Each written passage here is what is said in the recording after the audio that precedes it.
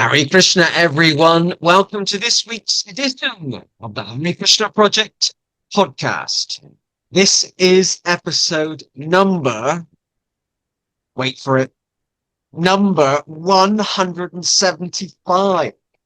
Yes, big round of applause for the Hare Krishna Project podcast. We've made it to our 175th episode without being struck off air, without receiving any letters in the post. And we're still going after 4 years, and I am actually incredibly grateful to our ever-growing global audience for tuning in each week. If it was just me and my mum, they'd be no point doing it.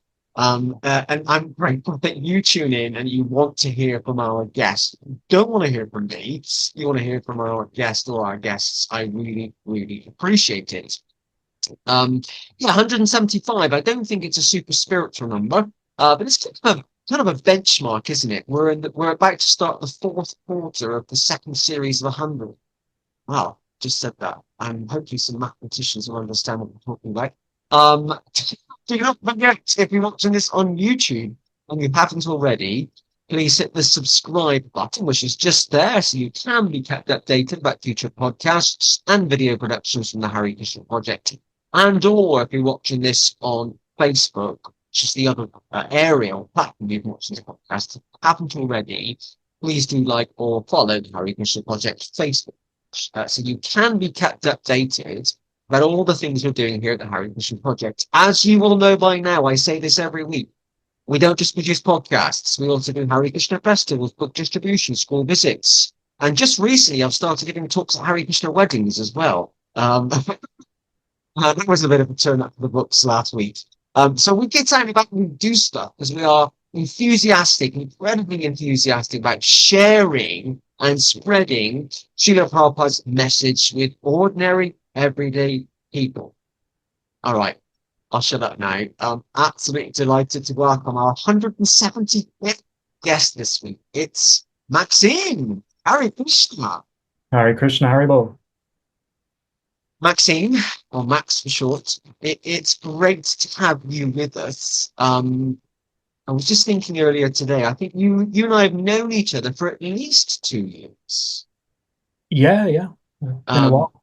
At least 2 years. And we've been circulating in the same circles for some time. And finally, we have agreed to record this podcast. And I'm really excited about it because it's one of those issues that I've never touched on before.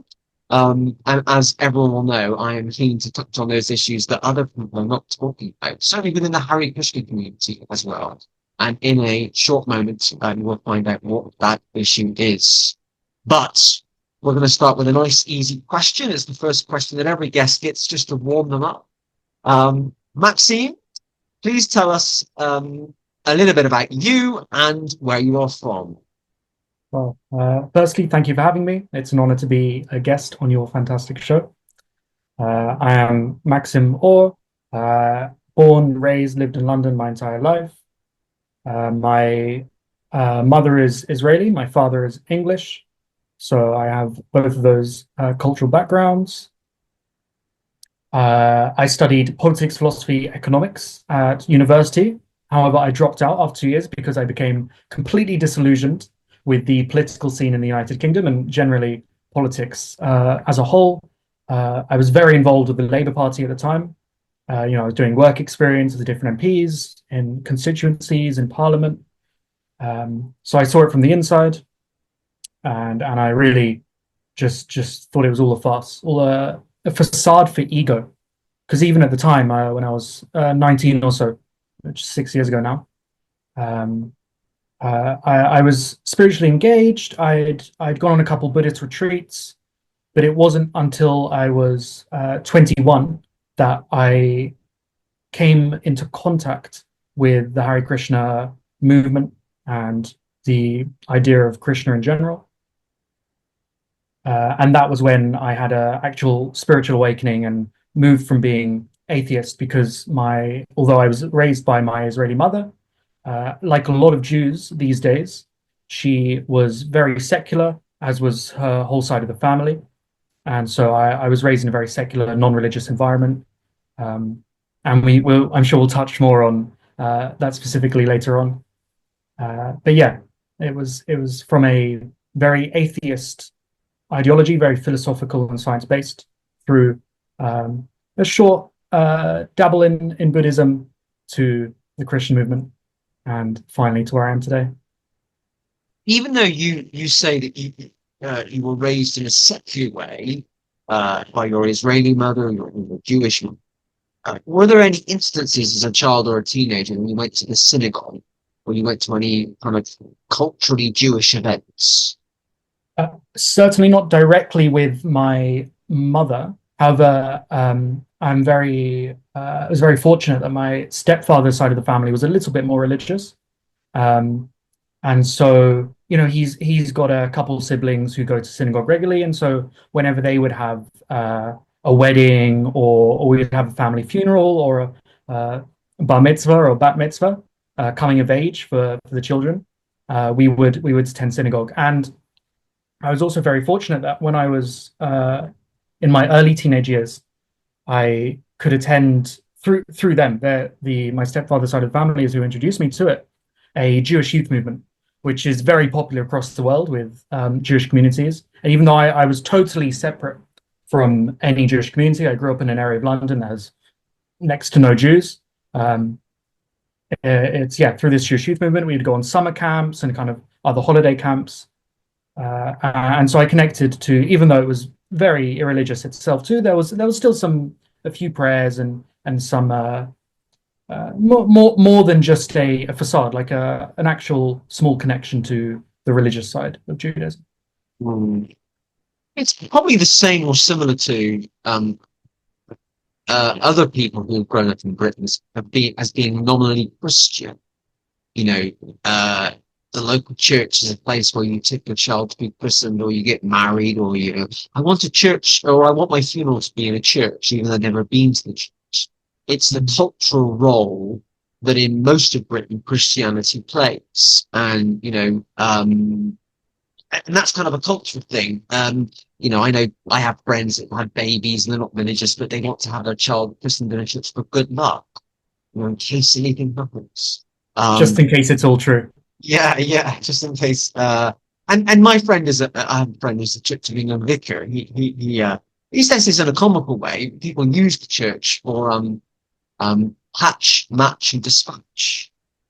Hatch the baby, christening, match wedding, and physical death, dispatch. So he gets a bit annoyed about it, but that's the role of. So yeah, normally my stepfather is a devout atheist. He recognises that the church has a role in society. Things like Remembrance Sunday, when the king is the head of the church and all that stuff. So there's a cultural thing. So I kind of understand that in terms of where you're coming from. Let's talk a bit about being 21. I know you're not 21 now, but some years ago, and meeting the devotees. How did that happen? What was going on at the time in your life? It was my first interaction with any devotee of Krishna. I was at university, and there was a boy from Mayapur in my philosophy class who I got along with very well.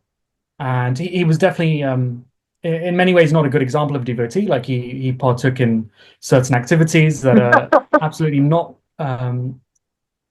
condoned within the regulative principles. But he did do something fantastic, which was give me a copy of the Sri Upanishad. And I was at the time, I was looking for the ultimate philosophy, the true philosophy. I'd studied different religions and philosophies from around the world, from an atheistic standpoint, but from a spiritually inclined standpoint as well. And I'd been so disillusioned and disappointed by all of them. Nothing. I could always find some fatal flaw, some contradiction. And then I opened Srila Prabhupada's book and just clicked. I was like, this is real. This is something that is genuinely substantial. It's something I can't defeat, something that demands my attention, demands my labor. And from there, it was, I think, a few months after that, again, through the same devotee, I was introduced to His Grace Nemi Bhaktivedanta, who I got along very well with, and he was incredibly generous with his time, and we sat down and had quite a few long conversations about the nature of reality and Krishna consciousness, and it really stuck with me. It really impacted me, and so I had some engagement with his community in London at the time, but the community aspect never really clicked. I enjoyed it, and I liked meeting the devotees, but it never, I don't know, I never really got into that. And then he moved away. He moved to Wales for a while, and I kind of drifted away, and I spent a couple years in a wilderness of sorts. You know, I was still doing some reading and some chanting, but I wasn't at all engaged with Krishna conscious communities. However, then around 2 years ago, I came into contact with the Bliss devotees, and that was a real watershed. I think that's the right word. A huge moment for me. Can I just understand, sorry, in my head, the kind of chronological context? Mm. So 2 years ago, you met the Bliss devotees. How old are you now? I'm 25 now. 25. So 4 years ago, you met the devotees. So, okay. All right. Just so I can picture things together in my head. Okay. Sorry, go ahead. Go ahead. No problem. So yeah, meeting the Bliss devotees was huge because they are so devoted. They're so pious. They set such a fantastic example of how a devotee can be, and how to follow Srila Prabhupada so nicely, and really to the letter. And you know, I found what I was looking for, I suppose, a real just committed bunch of followers of Srila Prabhupada, something that I couldn't deny, something that was so real and in your face that I had to join, I had to take part. And so I spent I suppose for the last 2 years until relatively recently, which we'll get to, a lot of time with them. I would stay sometimes for a week or even a bit longer. I was really trying to join to the greatest extent that I could. Like I would tell people, I'm becoming a monk. I'm becoming a monk. It's happening, and clearly hasn't quite happened. But I was really making a concerted effort to participate to the greatest extent that I could, and I'm sure as anyone who's tried to do that can say from their own experience, it's very difficult. It's very hard to live that lifestyle, especially when you're coming from absolute rascaldom, as I was. You know, smoking, not quite a hippie, but long-haired, free thinking, free living kind of guy, as I was. But I can say with absolute certainty they changed my life hugely. The changed my character and personality thanks to them is really profound, and I'll always be grateful to them. That's quite a touching comment, actually. They changed your life. Yeah, I'm sure they'd be delighted to hear that. I'm sure they're tuning in now to watch the podcast. Before we go on, I actually just want to go back. You mentioned a bit about being politically active at university, and you were very open about joining the Labour Party. Of course, I did my research before I did this podcast, just so just to kind of context it. So, at that young age, you were becoming more socially aware, politically aware, eventually spiritually and religiously aware. What was it about kind of, and this isn't a loaded question, I'm genuinely giving you the answer. What was it about kind of left of centre politics that at that time appealed to you? Well, I definitely inherited a lot of politics from my grandfather. His name's Akiva. He was a quite prominent critic of Zionism, an Israeli man, who he lived in Israel. He lived in England for around 20 years between 1960, the early 1960s, and then to the 80s. I believe that was the time period. And while he was here, he studied cosmology, but he continued his political activism. But he's most known for being a critic of Zionism. He would say he's not pro-Palestinian. He's with the oppressed, always with the oppressed. And he was also a big proponent of direct democracy and kind of alternative systems of governance. And he was a very, very good researcher and historian into the history of the State of Israel. So I adopted a huge amount of politics from that. And as I became kind of socially conscious and wanted to take part in the political scene in the UK, I carried a lot of that with me. And so I joined the Labour Party, which was under Jeremy Corbyn at the time. And I was a big Jeremy Corbyn fan. I really liked what, the socialist ideals he was proposing. Now my opinions are different, but at the time I was really in on it, and I became, because this was the conversation, completely swept up by this whole the accusations of anti-Semitism and all this around him, and I was really strongly fighting back against that at the time. I still to this day I don't view him as an anti-Semite. I think he's incompetent, perhaps, and not someone I would want to run a country. But and even he works alongside people I would consider to be actual anti-Semites. Although I have issues with the word anti-Semite, but that's a whole conversation which we don't need to get into. It became, you can tell from how I'm saying it, it was very much all-consuming, this conversation. I've actually spoken to someone who worked for the Conservative Party at the time, who said that it was his job to increase these accusations and basically make the media, the press and the social media scene extremely difficult for supporters of Jeremy Corbyn, using the allegations of anti-Semitism. There was all this talks of Jews being used as a political football. It was very difficult being a Jew who supported the Labour Party at that time. However, it was actually even before the 2019 election that I became totally disillusioned with the Corbyn project and the Labour Party in general, and even politics in general. I had done work experience in Parliament. I'd worked with certain MPs in their constituencies. I'd even been invited into the Labour HQ one time to kind of consult something to do with their, systems dealing with allegations of anti-Semitism. It was all very tiresome and repetitive. But seeing it from the inside, I just couldn't. I was like, these people are incompetent. Their systems are not something that I felt, even as like an idealistic young man. I was just so put off by the operations and how it all works on the inside that I became a bit of an anarchist for a while. I remember after the 2019 election, when Corbyn lost, I was like, that's it. It's full anarchism time. Forget the government. Forget all of this. We've just got to get into mutual aid and run community-based projects and all this kind of thing.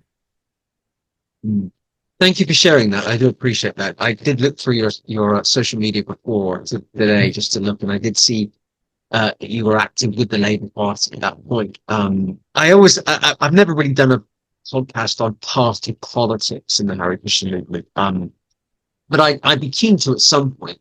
And I'm fascinated by, of course, you've got some devotees who don't vote at all, and you've got those that do vote are then split into kind of two camps. There's those on the right and those on the left. And I certainly with the mat of ISKCON, I can't believe I'm saying this on today's podcast. I can generally make a prediction of how they vote based on a number of facts. We want to do this today. I'm going to make a statement, and then we'll get back to you.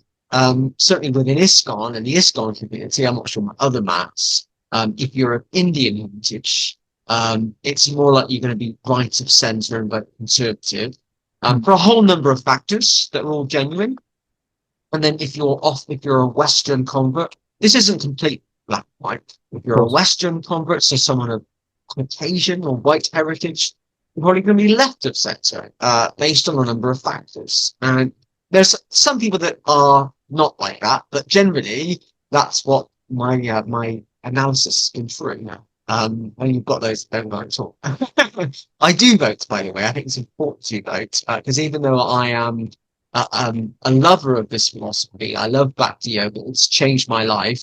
I also want my roads to be resurfaced. I want good local libraries, good local schools. I want my rubbish bins collected. I I have views on international issues and on, immigration, believe it or not, and on all those things. And so I think it's healthy to have one foot kind of involved with things, or one eye. Um, okay, we're now going to link two topics together. Because you've talked about how you discovered Krishna consciousness, and that's a wonderful story, by the way. I actually thought you were over 25, not because of the beard, but because you're quite mature. You come across as very mature, and I know feeling even older than I'm going to be. It's my birthday days, and I'm feeling even older. I'm century 25.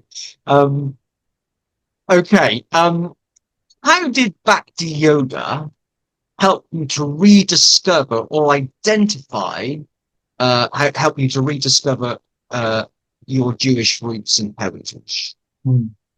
I would say it's been essential, fundamental, because before I came into contact with Srila Prabhupada and became an aspiring devotee of his, I was totally atheistic.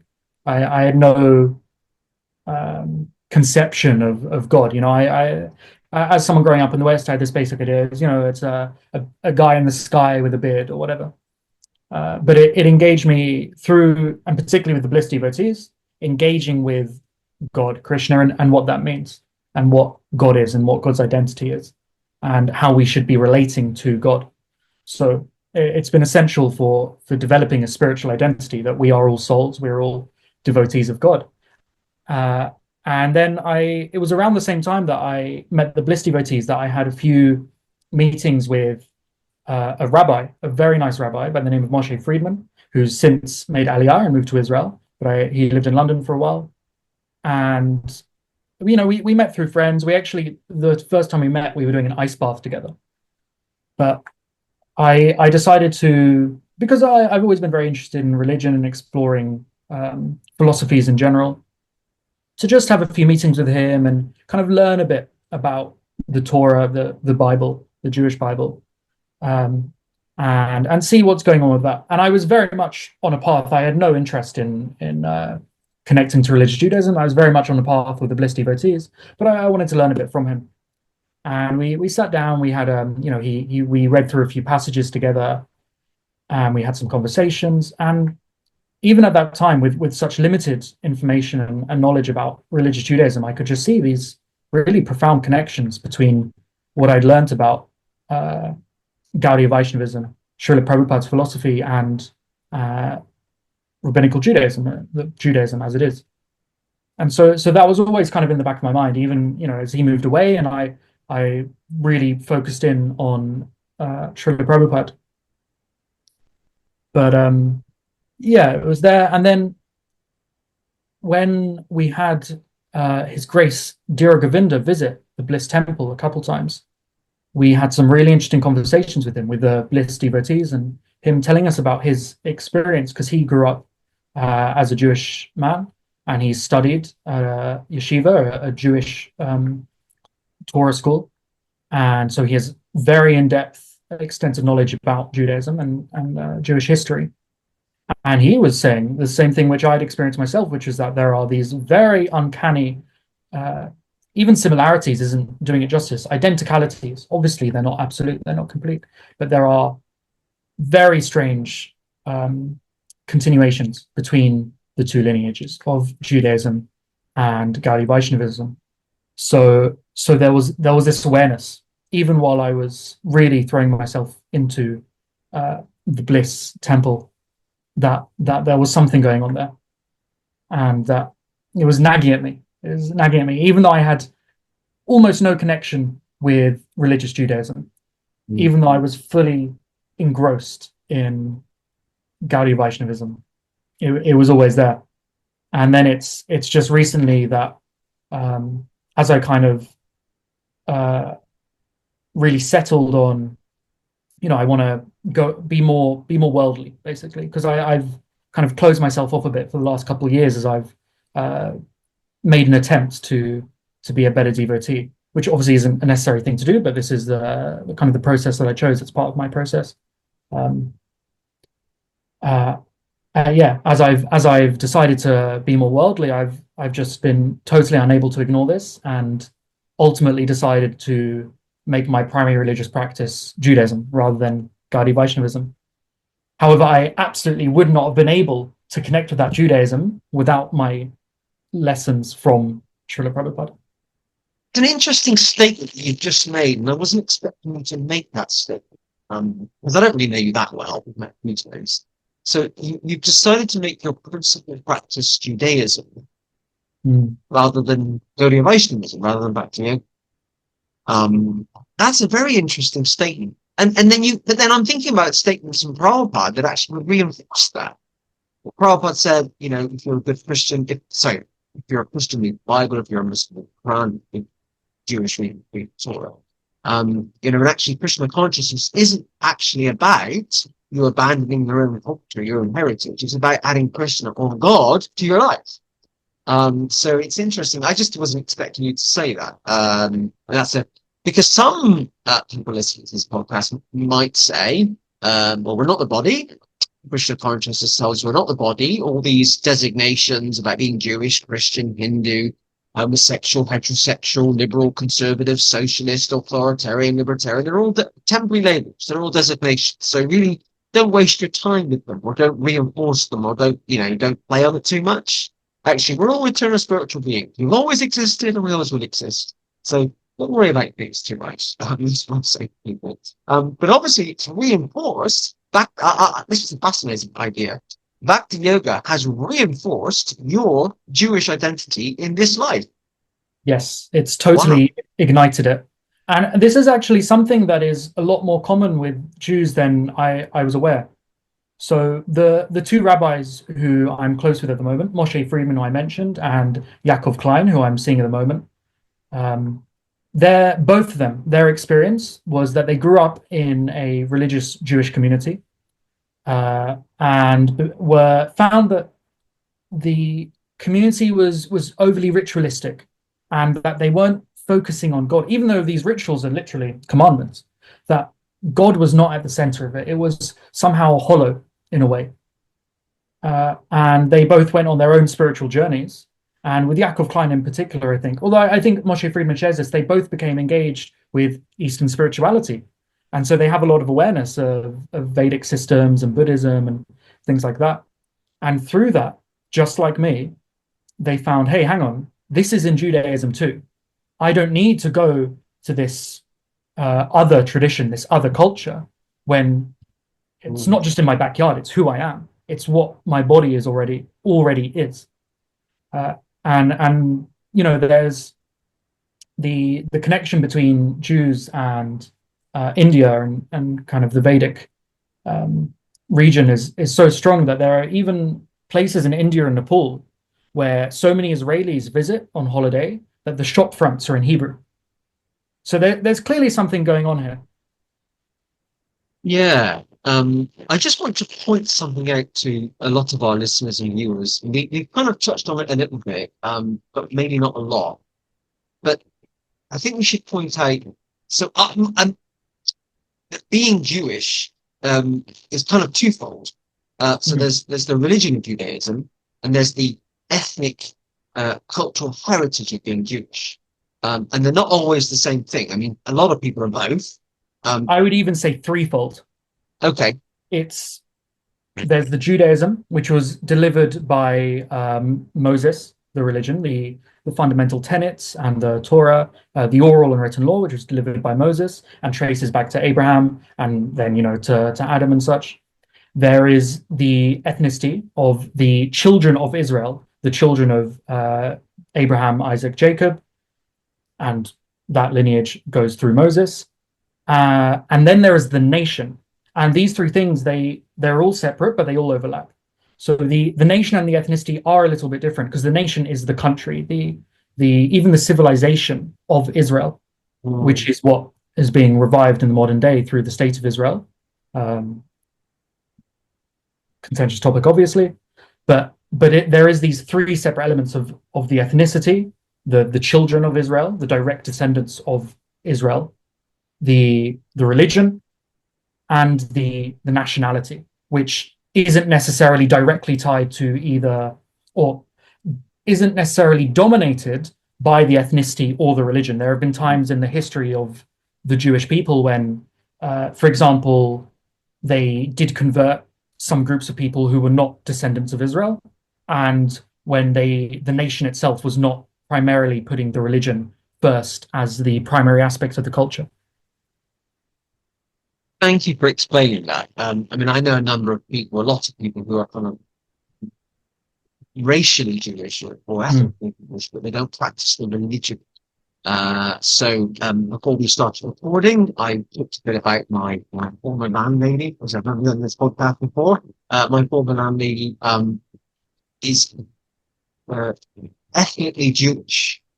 Her mother's still with us and Jewish, and came over from Austria in 1939 as a child, as a refugee. She herself, in later life, converted to Catholicism. That's essentially the route she wanted to go down. But I just wanted to kind of point that out. We're talking about the term being Jewish is a broad term, and it means different things to different people. I was told a couple of years ago that being Sikh is similar, but I've not had that confirmed, that being Sikh is both a racial group and also a religious identity. So I studied a bit of, so my degree is in comparative religion. I studied a bit of Sikhism and Jewish Judaism at university. I certainly remember what we just said about Judaism and not about Sikhism. So maybe I'll do a podcast on that another time. But I'm just finding this conversation fascinating, because you're probably one of the first people I've met that's reverted to their cultural roots of their family heritage because of Krishna consciousness. I mean, not the same as you, but Krishna consciousness has inspired me to read more about John Wesley. John Wesley was the founder of the Methodist Church, and I was raised Methodist. And it's helped me reconnect with him and understand his mission about, again, the basics, reading the Bible. I haven't had the desire to go back to the Methodist Church and, attend church on Sunday. It's just made me appreciate John Wesley more and his mission, spreading the word of Jesus. Okay, I'm loving this conversation. Okay, we're going to wrap things up a bit. You have recently made the decision to move to Israel and join the IDF, the Israeli Defense Forces. Yes. Why is that? So, moving to Israel, I think that it is the commandment of the Jewish people that we are to live in the land. I mean, I can quote from the Tanakh, where I have pre-prepared lines. So we have Numbers 33, 50 to 56, which command to conquer and settle the land. This is a direct commandment from God to the people of Israel, to conquer and settle the land, to drive out its inhabitants, destroy the idolatrous structures, take, quotes, full possession, and to dispossess, to do this, or else suffer the consequences upon yourself. Now, the interpretations in the modern time for how this works for the return to the land are usually not so aggressive. Many people disagree based on the behavior of states of Israel. However, the state of Israel itself is very much, from the perspective of religious Jews, not at all a religious state. Many religious Jews, in fact, would argue that the state itself is crushing religious Judaism. The state is, I've heard this from ultra-Orthodox Jews, that the state of Israel, quote, the state of Israel is just another state attempting to destroy religious Judaism. So there's a lot of conflict within kind of the Jewish community around what the nation is and how it relates to religious Jews. And a lot of religious Jews are very unhappy with how the state has treated them. And they would argue deliberately tried to destroy their communities and their connection to their religion. But it's a whole topic of its own. Can you just confirm for me, Yes. the state of Israel, is it officially a Jewish country or a secular? Well, it's a big issue. So my grandfather actually wrote a book about this called The Un-Jewish State, where he argues that there is a fundamental contradiction in the the Declaration of Independence of Israel, which doesn't resolve that issue because Israel is, as far as I understand it, officially a secular state. However, it has Jewish laws for certain things. So only Jewish marriages are recognized. You can only become a citizen of the state, or at least it's 100 times easier to become a citizen of the state if you can prove you're Jewish. You just immediately get citizenship. All you got to do is get a rabbi to prove it.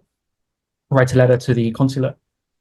So it's a big topic of discussion over whether Israel actually is a Jewish state. It certainly should be. However, many would argue that it's actually not.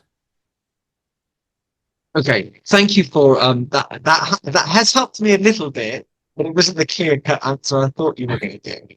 There's no So it's clear-cut answer at officially the moment. secular, but there are Jewish laws. Yes. Okay. Thank you for that. You also kind of gave some references for numbers, so just so people are aware, Numbers is a book in the Bible, that it's both in the Jewish and the Christian Bible. Christians call it the Old Testament. I'm also quite conscious around Jews not using the term Old Testament, because Jews don't necessarily accept the New Testament. There's a whole podcast on this, couldn't we? So if I can just be devil's advocate, and sorry to use that term as well, you talked about the commandment being that all Jews returning to the land of Israel. How many Jews are there in the world that we know of? There are supposedly 16 million people who identify as ethnically Jewish in the world at the moment. Of those, I think somewhere, I actually don't know off the top of my head, maybe 40 to 50% would identify themselves as religiously Jewish as well as ethnically Jewish. Most are now just atheist, secular. Maybe they have some deference to Jewish culture, but they certainly don't practice any kind of religious Judaism seriously. There isn't actually as many as I thought you were going to say. I actually thought you were going to say a bigger figure. Then I was going to say, well, all those people couldn't move into a piece of land that currently is the Israeli borders. But 16 million is not a lot of people, is it? No, it's not. You just said 16 million. 16 million Jews in the world, and currently, I believe 7 to 8 million live in the state of Israel. Yeah. Okay. You've also moving to Israel is one thing, and you feel very inspired based on Jewish scripture to do that. But you also want to join the Israeli Defense Forces. Can you firstly explain what the Israeli Defense Forces are, and why you want to join them? Sure. I think just on the return to Israel, it really needs to be said, like, this is not, Zionism is not just a recent political movement. There is that element to it, absolutely. And that was massively led by non-religious, secular, ethnically Jewish people like Herzl and Jabotinsky. But the return to Israel is something that Jews have been praying for daily for 2,000 years, since the Romans kicked them out. This isn't some new thing. And there have been multiple attempts over the last 2,000 years to create a movement that would return Jews to the land. And Zion means Jerusalem. Zionism is just the recent political attempt, which has been successful. So there are many religious Jews who wouldn't even consider themselves Zionist. They're just Jews, and they live in the land. And that's how it is, because this is what God has told them to do. But yeah, on the IDF. So the IDF was formed in around 1950. I believe it was officially formed following the Independence War. I don't know the facts specifically, but it was a combination of 3 different Jewish militia groups who had fought against the British and fought against the Palestinians who had attacked them. And the Jewish freedom fighters, terrorists, some of them will openly say, we are openly terrorizing the British occupiers of the land of Israel, successfully kicked the British out, and then found that the day they declared independence, the Arab armies of Egypt, Jordan, Syria, I believe also Lebanon, all invaded on that day. And so these Jewish militias who had been fighting the British and fighting some of the Palestinians, and it must be said, many of the Palestinians did not fight against the Zionists. Some did, some didn't. They found that, okay, now we're in a real serious war. This isn't just a resistance. This isn't just a kind of fighting against a colonizer, the British. Now, this is a real war, and by miracle, they won, despite the fact that the British put an arms embargo on them and that British officers were leading some of the Arab armies. There's loads of records about how many of the Arab forces who invaded were really not that ideologically committed to attacking the Jews. They didn't really understand why they were there, especially when their own countries were still occupied to varying degrees by Europeans. So the IDF formed as a result of this. It was I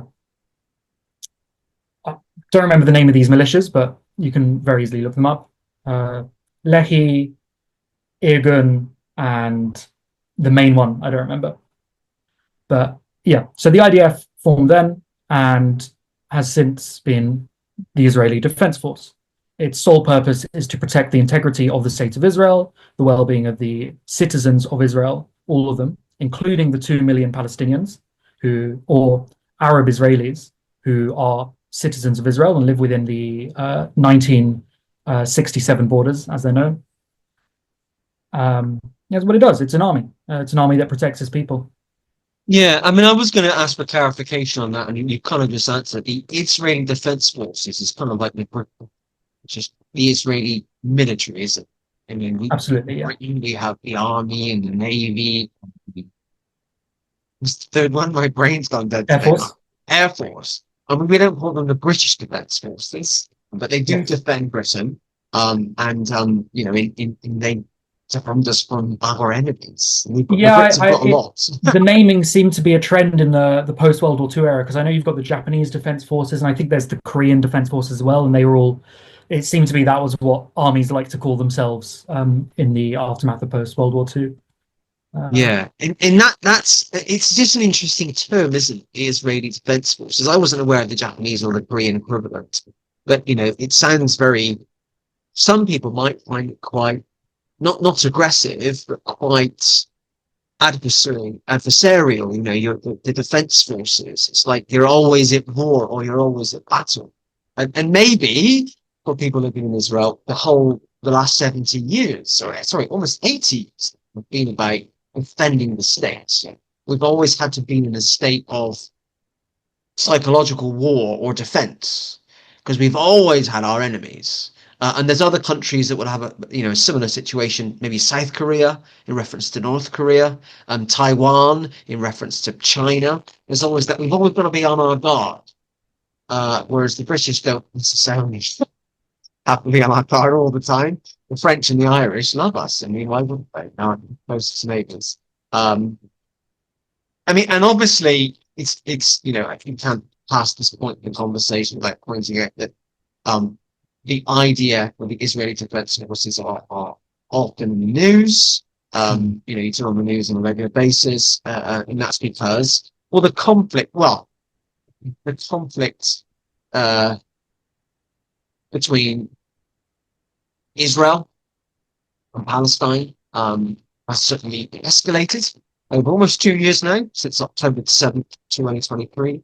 But actually the animosity, that's probably not the right term, the warfare in different ways has gone on for decades. And actually, if you're a historian, you say that the wars between the Jews and the Arabs have gone on for thousands of years.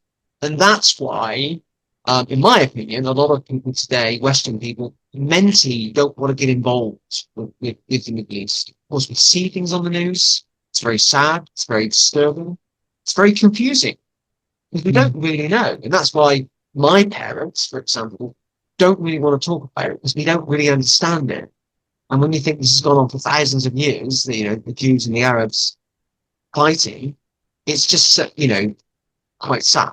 It's kind of a broad statement I've made.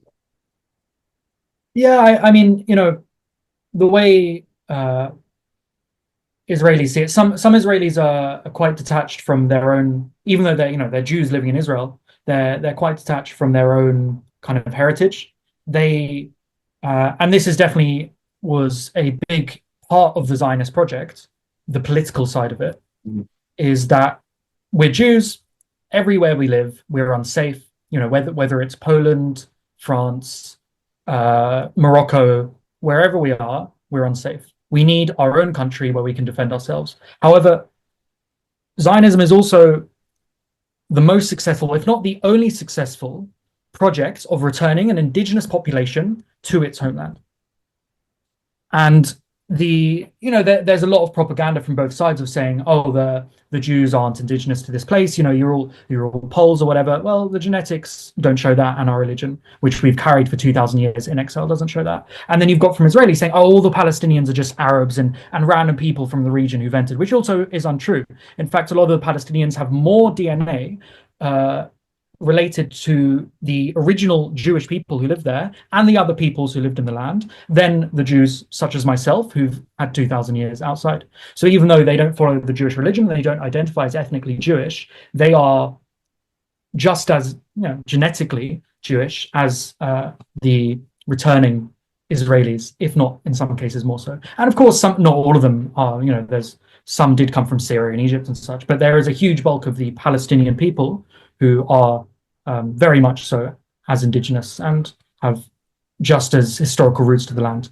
If not religious in the same way, but in terms of a very kind of modern nationalist and historical claim, very much so.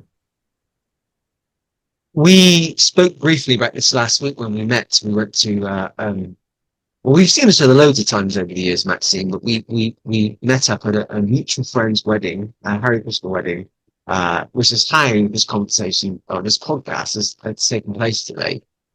So there's a point to me saying all of that about the wedding. But we were talking a lot about the IDF and different roles or services you can perform in the IDF.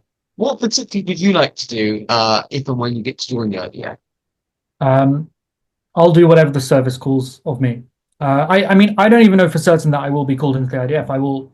But I do want to join.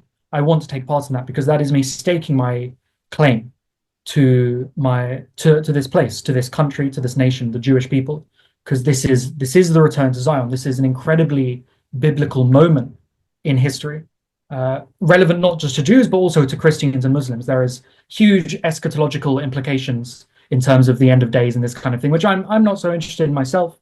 For me, I very much like going back to the roots of it and saying, no, this is a commandment from God. This is our history. This is our homeland. I'm half English, but I'm a Jew. It's part of me. This place is part of me. And so when it comes to service, I'll do whatever they want. And I know a lot of people who are what we call refuseniks, people who refuse to serve in the IDF, and I totally empathize with that. There is no rational or kind of sensible claim that the IDF hasn't committed atrocities at certain times and places. It's just a reality. And that is also a reality of every single army in history. This is what happens when you are fighting a war. There are crazy people who join the force and commit really awful things. It happens. It's a real shame. And the best way to kind of deal with that is to have people who are not insane, who are not really radicalized, to be part of that force so they can stop those things happening. So yeah, I would just as happily serve on the front lines fighting against people who are trying to kill Israelis as I would, I don't know, sweep the floor or do a youth service, which are all parts of it. You used a fancy term just now, and I couldn't. You said it very fast, and I couldn't quite pick it up. But I think you were referring to a philosophical view around the end times. Yes, you just confirmed which word eschatology. And my understanding of eschatology, certainly, I understand it more from a kind of Christian perspective. A lot of evangelical Christians will believe that in the end times, in order before Christ returns, the Jews have to be returned to their homeland. Yes. And so that was picked up very strongly. That was an argument used a lot during Donald Trump's first term in office, when the American government decided to identify or recognize Jerusalem, I think, as the capital of Israel rather than Tel Aviv. And there's a lot of controversy around that, and it was basically evangelical Christians in his cabinet influenced to make that decision. I mean, I did have a spell in evangelical Christianity about 20 years ago, so I'm kind of familiar with these ideas. I don't identify as an evangelical Christian anymore. Um, but yeah, do you want to just say something about that? I mean, I wasn't actually aware it was a Jewish thing, Jewish prophecy. Is it as well? Yeah, I mean, there's a lot of debate around it. There's some Jews, some of the, particularly the ultra Orthodox, who have this belief that the Messiah comes first, and then we return to the land. So Mm. you see a lot of these guys in New York, where they deliberately choose not to live in Israel. But that's not all of the New York Jews either. But there's debate around the timeline specifically, but there is no debate around the fact that the Messiah will come. There will be a third temple in Jerusalem after the second temple was destroyed by the Romans. Um, and this will be kind of the end of time in a way, and then certain things will happen. I don't know the details, but as you say, this is also present in Christianity, and it's also present in Islam. All three of the Abrahamic religions have this very firm and fixed belief that the Jews being in Israel, specifically in Jerusalem, is a prerequisite for the Messiah, for the return of Christ, for the end times, basically. Um, and so you mentioned making Jerusalem the capital. Israel is Jerusalem. Like Tel Aviv is a city that was built 100 years ago in a desert.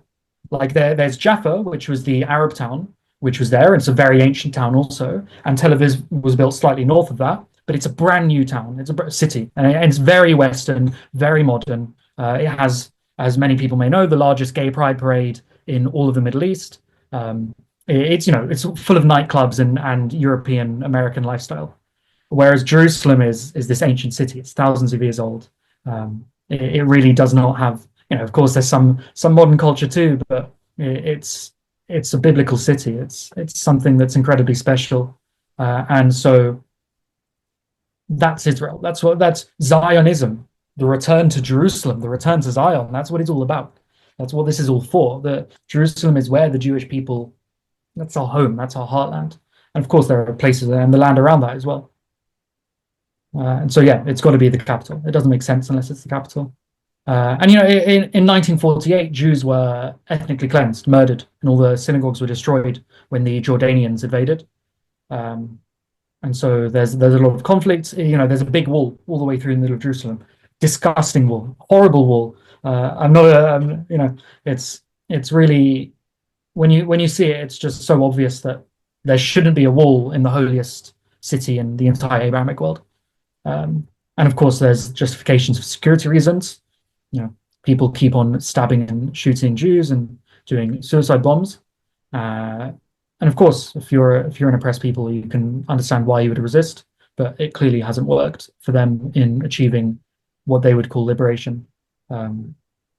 Yeah, I mean, we can get into kind of why the checkpoints and walls are there and why they're very unpleasant for the Palestinians to pass through, but it's another matter. So, Maxine, there'll be a lot of people watching this podcast and listening to this podcast who won't have such a favorable view of the IDF that you do.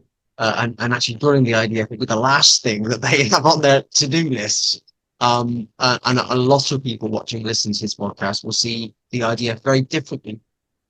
They will see the IDF and the State of Israel as an organization, as a government that kills innocent people, that occupies lands, Palestinian territories, that bombs cities and towns and villages in the Gaza Strip. I listen to the reports on the news these days about things happening in Gaza, and if I'm really honest, I just don't know. I'm not old. I'm not old. As I get older, you become more mature in your spiritual life, and you become more savvy about, okay, which news company is delivering me this news? Should I believe it? Is it right wing? Is it left wing? Is it center ground? We hear about all these statistics around Gaza. How are we getting these statistics? Who's providing? I'm not saying whether they're true or not. I'm just saying there are a lot of people who will say there's thousands of people dead in Gaza, and actually it's because of the idea. What is your response to those people and that strong view? when it comes to this war in Gaza specifically, Israel is dealing with an enemy, Hamas, and the Palestinian Islamic Jihad, and the I think there are a few other smaller jihad groups there, liberation groups, who openly state, this is very well documented, they say it themselves, that their tactic in this war is to get as many of their own civilians killed by the IDF by using them as human shields for themselves, to turn public opinion against Israel, because they know that they can't fight Israel in a one-on-one, a kind of a fair battle. They use guerrilla tactics, and like the tragedy doesn't cut it, right? Like they're deliberately getting their own people killed en masse, just so Israel looks bad. And so it's a reality that thousands of people have died, and there are some statistics which would argue that the militant to civilian death, like the casualty ratio, is extraordinarily low. I can't attest statistics. I don't want to make a claim about this number or that number, but there is definitely a lot of evidence that Israel is, while I do not argue at all that war crimes have occurred, there is also a huge amount of evidence that Israel is going above and beyond to minimize civilian casualties. But yeah, when it comes to, I mean, such a complex situation to try to get through it all. But when it comes to the Palestinian people in general, and this is what it's all about, it's not just about Gaza. It's about, there are two people in this land, the Israelis and the Palestinians, who are both indigenous to this land, and they have been fighting each other to varying degrees since the Jews first started showing up in the late 19th and early 20th century. En masse. There have been Jews there for, some who never left, some who were living in Jerusalem, and as I said, were ethnically cleansed by the Jordanians in 1948, despite living there for thousands of years and having never left, or having arrived a few hundred years prior. But yeah, it's an ethnic and religious conflict, multifaceted conflict between the Israelis and the Palestinians. And Israel has, after winning, which is when what people call the occupation, because some people view the existence of the state of Israel, that any Jewish political control of land is an occupation, and I would say, well, we're an indigenous people, so that's a moot point. But what I would call the occupation, what most people who are actually knowledgeable on both sides call the occupation, is since 1967, when Israel won the Six-Day War against the multiple Arab armies. They took what is known as the West Bank, or Judea and Samaria to Jews, from Jordan, which had controlled it since 1948. They took this area, the little kind of blob on the east of Israel, from the Jordanians, and have since factually and technically militarily occupied it. So at the moment, it is currently split into three areas A, B, and C. Area A is controlled by the Palestinian Authority. Area B is mixed. I think it's Israeli security, but Palestinian civil control. And Area C is full Israeli authority. So there is, by every definition of what military occupation means, this is a military occupation. So I mean, yeah, we can keep going, but it's a very it's a huge topic, isn't it? And I certainly know that after this, I will have people getting it about it. I think what I would say is, someone who tries to practice Krishna consciousness or follow Krishna consciousness is, on the one hand, I have the deepest respect for you, and I'm genuinely fascinated with Krishna consciousness to re-identify or reconnect with your Jewish roots. But I would certainly take the view as someone who's been around the movement for over 20 years, is that my now is on studying Krishna consciousness, and I'm very weary that within the movement there are people on either side of the debate. I'm also conscious that Prabhupada wanted to establish. Prabhupada was asked, is this another kind of humanitarian movement? Prabhupada said, no, there's loads of humanitarian movements, so you don't need another one. It's just a spiritual. And certainly through the Hare Krishna project, and the podcast, I allow different people to have their views. My focus is on trying to understand people's kind of spiritual lives. And this is why I've developed a reputation for doing controversial topics, but not this one, for these very reasons, because people are very polarized either side, aren't they? Around the conflict in the Middle East. I have another question, which wasn't on the list of questions that I sent to you in advance. Just in case anyone is unaware, I always send a list of suggested questions in advance, so people are caught off guard. I have a question, but I'm not sure how to phrase it. I want to just bring up the terrible events of the European Holocaust in the 1930s and 1940s. And I guess my question to you is, how much do you think those events played in the establishment of Israel today, and how there is a strong need within Israel and within the Jewish community to make sure Israel exists because of what happened there? I would say they were hugely influential, but their cause was, hey, look, we're living in land where we're pogromed, we're massacred at will by the people, whether that's in Germany, Poland, Russia, or even Morocco and Iraq. Although it must be said, it was to a lesser degree in the Muslim nations than it was in Europe, but it did still happen.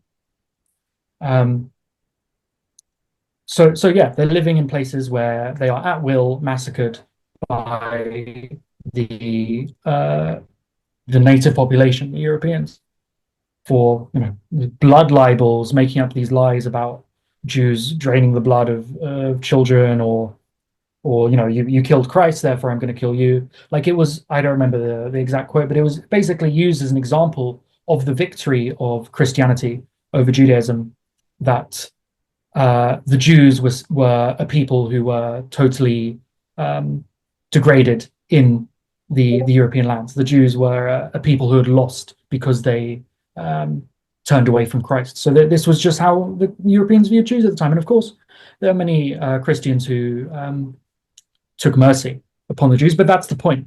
Jews are in a position where they were reliant upon the mercy of another people.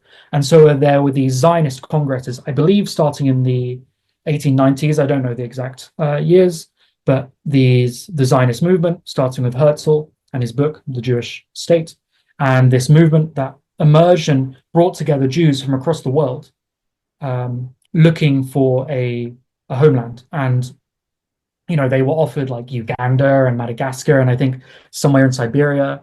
They were like, no, we want to go home. We want to go back to where we're from. And ultimately, the things came together in just the right way, where everything coalesced in 1948, that it all worked out and the state was established. But you ask about the Holocaust. I've even heard this from Orthodox rabbis, that the Holocaust was God's way of forcing Jews back to Israel. That's quite a statement, isn't it? Yes. When we try and fully understand, we never will, when we try and fully understand in the horrors of the Holocaust, millions of innocent people sent to extermination just because they were Jewish, or also, LGBT or black, or Jehovah's Witnesses, or I only discovered recently that Freemasons were also peaceful. I never knew that. Wow. Yeah. I discovered that like a year ago through some work I was doing, not with a Hare Krishna myself, with another one. But yeah, I mean, you understand the horrors of the Holocaust. That's a statement.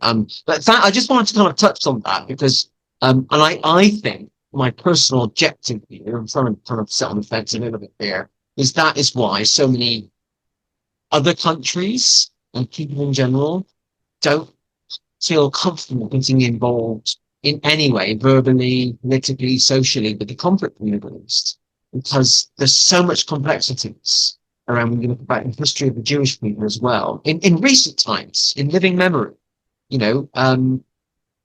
my former lady is Jew. My former landlady is Jewish, and her mother came over in 1939 from Austria, because her family were being persecuted by the Nazis. There are still possibly thousands of survivors of the Holocaust still alive, certainly in Britain.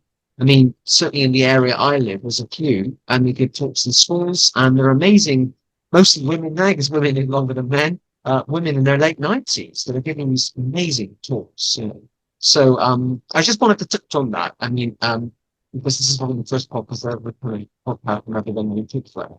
For sure. Yeah, I mean, my own grandfather was born in Berlin in the early 1930s, and his family fled to what was then the British Mandate for Palestine in the early, like when he was 2 or 3 years old, because there were Nazis everywhere.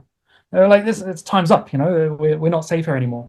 And so this is what I think many people don't understand about the state of Israel, which is the political and security, military control of the state. The reason that it can't just be a democratic state for two peoples where, both the Palestinians and the Jews live together in a single state, everyone has full democratic rights. The reason it can't be that is because the entire purpose of the state itself, from a secular standpoint, not getting into the religious side, but from the secular political standpoint, the purpose of the state is for Jews to have political and military security control over themselves, for there to be a Jewish government, a Jewish army, which looks out for Jewish interests, which we have not had for more than 2,000 years.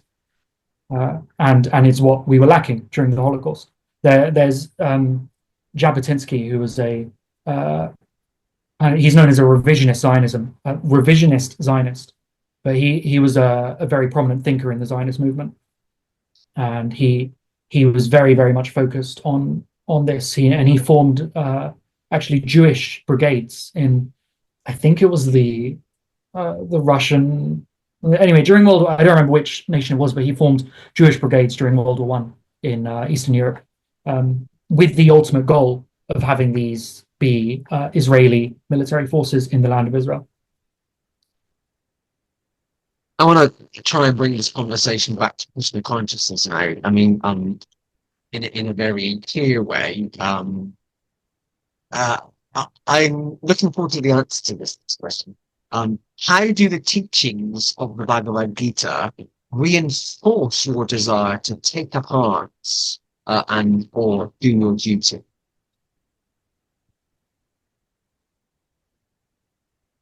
Well, chapter 2 of the Bhagavad Gita is all about Krishna convincing Arjuna that this is his duty, he has to fight. And I've felt many times, and not even many times, I do feel and always have felt huge sympathy, huge empathy with the Palestinian people, who are many of them factually, objectively being sat on by my people. We've come to our homeland and we've not figured out a political situation with the people who are already there, who also consider it to be their homeland. And so I do see parallels between that and Arjuna looking across the battlefield and seeing members of his own family and lamenting that he's in this situation. But for Jews, we are in this situation where we have to fight. We do not have an option. If we don't fight, we will be massacred. As all of history has shown. October 7 just being the latest example of a consistent pattern throughout history. So I would say fundamentally the desire to integrate into Israel, to be Israeli and to connect with my heritage and my religion, does come from Judaism. But I can't ignore, and I don't want to ignore or forget what the lessons of the Bhagavad Gita are in regards to that, and how Krishna convinces Arjuna to fight based on different things. Because I can understand that a lot of people in the outside world, the real world, will look at the Hare Krishna movement, look at those of us that are practitioners, and they'll think, well, they're kind of peace-loving people, they're vegetarian, they dance on the streets, they're relatively harmless, and you would be forgiven for thinking that we are pacifists, or you might see us campaigning for nuclear disarmament. But actually, as a group of people, our philosophy isn't pacifist philosophy. One of our central key religious textbooks is the Bhagavad Gita, where a conversation is taking place on a battlefield between Lord Krishna, God himself, and Arjuna, his foremost friend and disciple, where Arjuna is really, asking lots of questions and having all these mental, emotional, psychological problems about, what is my duty in life? What is the meaning of life? Why am I here? What is the nature of the soul? What is the nature of my relationship with me? And Krishna ultimately is telling him, one of the things Krishna is telling him is to do his duty. If it's your duty in this life to fight, then you should fight. So I wouldn't say I commonly say this, but I do tell people that actually we're not pacifists. I did a podcast a while ago interviewing devotees from Ukraine about the terrible events happening in Ukraine and Russia, and there are a lot of devotees, Hare Krishna devotees, fighting on the front line in the Ukrainian army. And I'm sure. I mean, I'm going to make Britain, but I'm sure there are, in India, certainly there are lots of practitioners of Gaudiya Vaishnavism serving in the Indian army. I'd be surprised if that wasn't. So, we're not. Yeah, I've seen members of the Indian army chanting and doing puja with the Gaudiya Vaishnava kind of culture to it. Bent or angle persuasion. Absolutely. Thank you for that. Okay, we're almost kind of near the end. Plus, I mean, we can talk forever on this. I mean, there's so many different angles to take this conversation. Has Krishna consciousness helped you to become a better Jew? Absolutely. And as I mentioned before, this is actually an experience that a lot of Jews have had, where they've been disillusioned by the state of modern Judaism. And, I think particularly with what's called kind of reform and conservative Judaism, it's really just about culture and rituals. Like there's very little godliness to it. Even though you're reading prayers, it feels very distant. It feels very disconnected.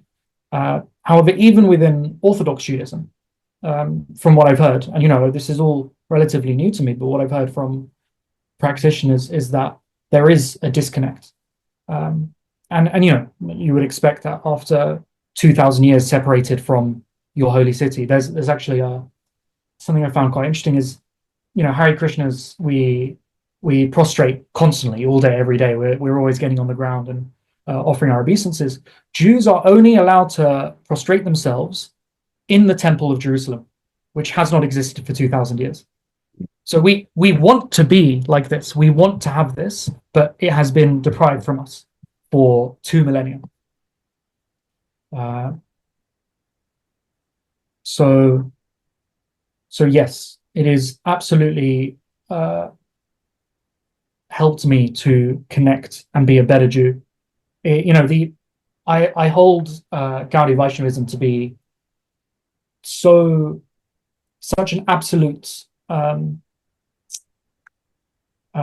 presentation isn't the right word, but a expression of piety and godliness. It's so pure, it's so complete and all-encompassing.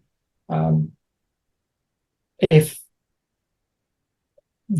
I were not Jewish, I would do more of it, but it's Can if you want to. yeah. Well, I can never leave it behind. However religious, or however far I go into Judaism, it's not something I can ever forget, because it just is so perfect.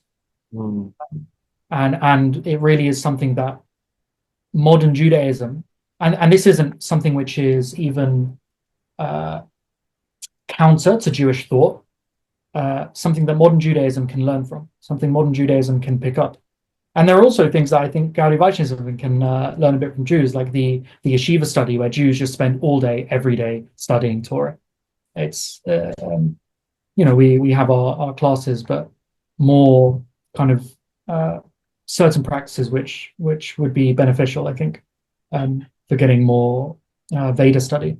But in terms of how Judaism can take from the Gaudiya Vaishnava tradition, the godliness. This is, as I say, this is just something that Judaism has really slowly lost over time, and particularly in the last 200 years, where many Jews became more secular.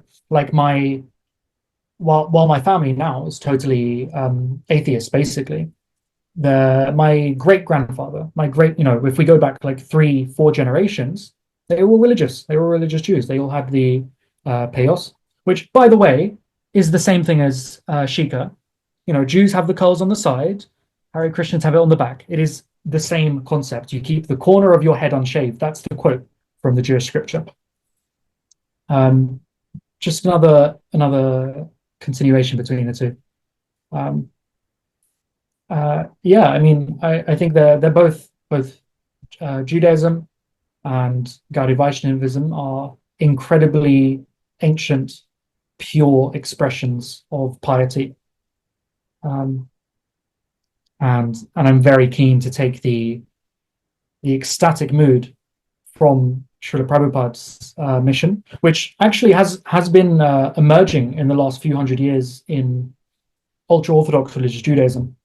Like this is the Hasidic mission to this ecstatic Judaism, which is really taking over in a lot of parts of Judaism. To bring that energy, to bring that God consciousness to Judaism, which unfortunately is lacking in many ways. Maxine, you've had a fantastic and very interesting and thought-provoking conversation today. And I appreciate you being willing to record this podcast with me. I know that this particular topic is really a very hot, heated political issue, and it continues to be. And I'm aware that, I mean, I get feedback for everything. I'm sure I will after this one. And I say to all the people that are watching or listening, please do send your feedback. I'm more than happy to receive feedback. Just make it constructive. Just make it constructive. Because what I've tried to do over 4 years is make this an inclusive podcast where anyone, almost anyone, can come on and share their views, within broader, wider Krishna conscious community. And I appreciate Maxine being willing to do this today. And I'm sure that you and I will keep in touch. And I'm keen to hear about your future plans to travel to Israel. If I'm honest, Israel is always a place that I wanted to visit as well. Obviously, I won't visit at the moment. And there are a lot of devotees living in Israel. There's one particular community, got the name of the city, begins with H. No, it doesn't begin with H. Sorry, I can't remember, but there's a very big Krishna West community. Sridayananda Goswami Maharaj, who is himself Jewish, has a big following in Israel. In fact, a lot of leaders in ISKCON are Jewish by heritage, by race or by ethnicity. At some point maybe I will visit Israel. We'll see. And maybe even one day I'll visit Palestine or Gaza. I don't know. I'm keen to meet all individuals and to extend the arm of friendship to all people. It sounds very kind of 1960s Age of Aquarius, isn't it? It's the Hare Krishna mission. We're all spirit souls. Krishna exists in the hearts of all. Okay. Maxime, I'm going to say goodbye to the viewers and listeners at home. Just stay on the line, stay in the room. It's like a chat show, isn't it? Stay on the line, and we'll discuss some more issues after. But I'm really grateful to Maxine for being a guest on this week's podcast, 175. When I was thinking a few weeks ago, what issue could we discuss on episode 175, I didn't think it'd be around the IDF or the Israeli Defense Forces. So there is a first.